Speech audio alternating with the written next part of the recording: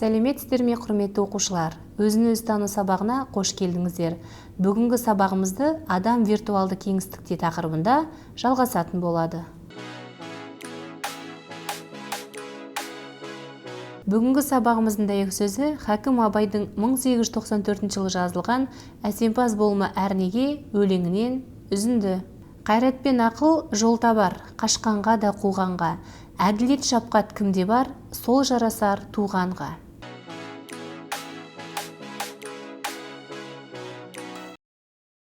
Сіздерді енді оқулықтағы Айым Ерімбетовтің аудармасы «Мен ескі компьютерімді өшіргенде қараңғы түн болатын.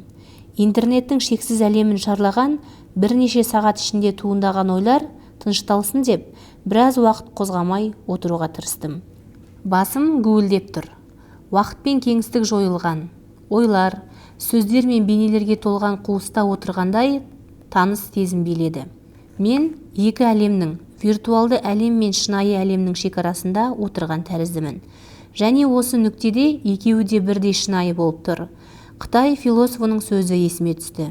Мен оянып, өзімнің кім екенімді түсіне алмадым. Мен көбелек екені түсіне кірген адамым ба, әлде адам екені түсіне кірген көбелекпін бе? Осы минуттарда өзімді тең дәрежеде тірі адам болып та, компьютерлік желілерді шарлауға шыққан мәңгі жолаушы болып та сезіндім. Осы әлемдер торабында тұрған сәтімді тоқтатқым келді.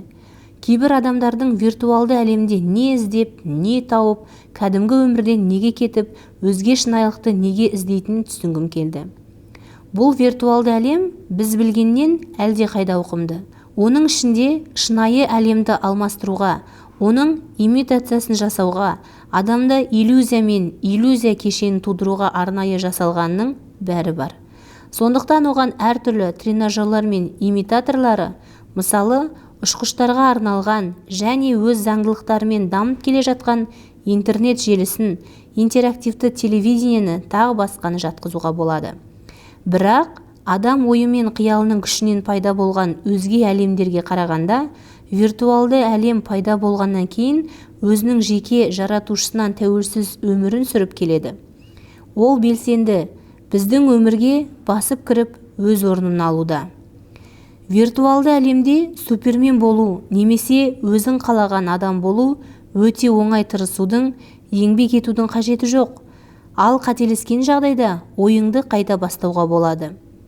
Бұл жалған әлемде жеңіліс жоқ. Сен әрқашанда жеңімпаз боласың. Және осы әлемнің сыртында сенің талантыңды ешкімнің білмейтіні маңызсыз. Бұл әлемнің патшасы сен. Сондықтан осындай виртуалды әлем шынайы әлемнің орнын басып келе жатыр. Оларды үйлестіре білу үшін виртуалды әлемді екінші орынға қойып, ондағы жеңістер мен ерліктерді нақты орындарына қоя білу керек. Бірақ қорқыныш пен шынайы әлемге деген сенімсіздік орын алса, виртуалды әлем жеңіп, тәулік бойы виртуалды әлемде отырған, шынайы әлемді ұмытқан адамдар жайлы әңгімелер ешкімді таңғалдырмайтын болады. Ғылым мен техника орнында тұрмайды. Бүгінде үш өлшемді виртуалды әлемде әрекет етуге көмектесетін ойын шлемдері, арнайы қолғаптар және өзге құрылғылар әдеттегі заттарға айналды. Виртуалды шынайылық термині 70-ші жылдары адамның компьютерлер көмегімен жасалатын кеңістікте болу идеясын білдіру үшін пайда болған. Адам өзінің сезім мүшелерін компьютерге табыстаған тәрізді болады. Ал компьютер ол мүшелерді бейнелерге, дыбыстарға және сезімдерге толтырады. Компьютер тікелей адам миымен әрекеттесіп, оның көргенін, естігенін, сезгендігін өзінде жинақтайды. Осы жерде басты философиялық сұрақ туындайды. Адам және компьютер симбиозындағы басшы кім? Бір жағынан адам өзін компьютерге табыстай отырып, ойынға өз еркімен кіріп отыр. Екінші жағынан, ол виртуалды шынайылыққа кіргеннен кейін тек компьютер ұсынған шектен шыға алмай әрекет етеді. Адамның қолынан келетін жалғыз әрекет белгілі бір сәтте ойыннан шығу. Бірақ бұл оңай емес. Виртуалды әлем неғұрлым шынайы болып көрінген сайын, ол адамға нағыз табиғи болып көрініп, одан шығу соғұрлым қиынға түседі. Немесе одан шығу керектігі мүлде ұмытылады. Біз Виртуалды шынайылыққа үйрендік, оны қабылдаймыз. Тіпті көптеген адамдар ғана оған кіруге асығады. Қазір арғы жақта, яғни виртуалды әлемнен шықпай өмір сүріп келе жатқан адамдар көп емес, бірақ жыл сайын олардың саны көбейіп келеді. Ал виртуалды әлем өмір сүруге қолайлы болып келе жатыр. Мүмкін біздің бәрі бақылауда және қорқудың қажеті жоқ деген ойымыз қателесу шығар. Әзірше виртуалды және шынайы әлемдер бөлінген, бірақ болашақта не болады? Қазіргі кезде виртуалды әлемді неғұрлым шынайы жасауға барынша күш салып жатыр емес пе? Бір сәтте адамның ой өрісі дисплей экранына дейін тарылып кеткенін байқамауымыз мүмкін ғой. Осы ойымнан селк еттім. Мен ұзақ отырған күйімнен шығып жинала бастадым. Мені достарым міндетті түрде іске асырылатын маңызды істер күтуде. Интернеттен тапқан ақпаратым пайдаға асты. Шаршағаным басылып, өзімнен қайта сұрадым. Мүмкін осының бәрі түс болар. Жақын арада бәріміз оянып, біз өмір сүріп жатқан жалғыз ғана әлемнің бар екенін түсінетін шығармыз. Тек осы әлемде ғана біз өзімізді, өмірімізді өзгерте аламыз. Тек осы әлемде ғана біз таңғажайып саяхаттар жасап, нағыз жетістіктерге қол жеткізе аламыз. Кім білсін?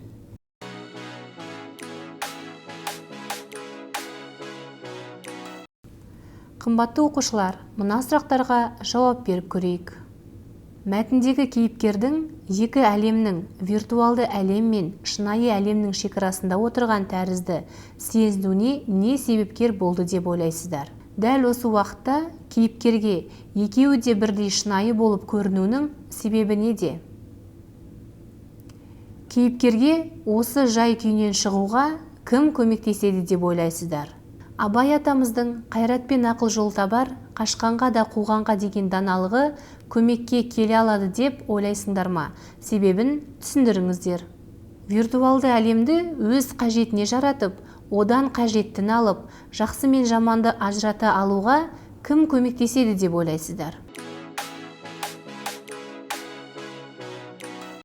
Оқушылар, ендігі кезекті шығармашылық жұмысқа берейік. Келесі тапсырмаларды орындап, мұғаліміңізге жіберіңіздер. Шығармашылық тапсырмаларды орындай отырып сіздер бүгінгі тақырып бойынша түсініктеріңізді кеңейтесіздер. 5-ші тапсырма. Жағдаятты оқып, сұрақтарға жауап беріңіздер. Атасы мен немересі компьютердің пайдасы мен зияны туралы сөз қозғады. Немересі компьютердің пайдасын санамалай жөнелді.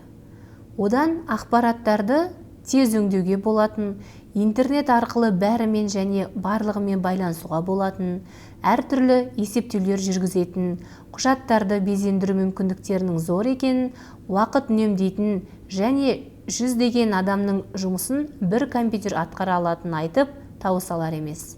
Атасы: балам, сенің айтқандарының барлығы да дұрыс, еш таласым жоқ.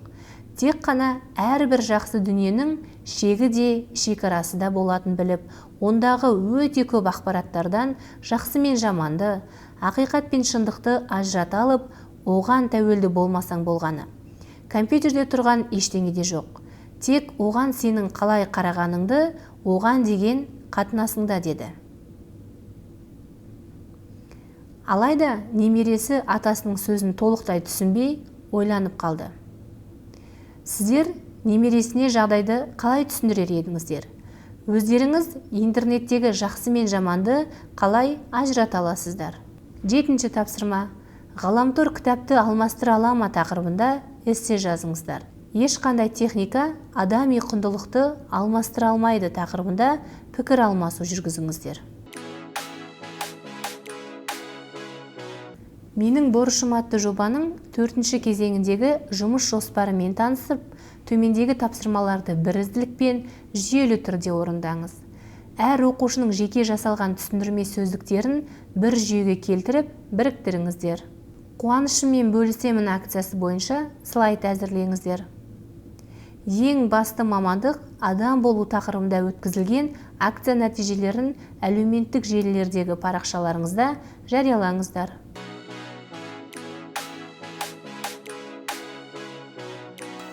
Құрметті оқушылар, компьютерде уақытының басым бөлігін виртуалды әлемде өткізу денсаулыққа қауіп төндіріп қана қоймай, адамды компьютерлік тәуелділікке, психологиялық күйзеліске ұшыратады.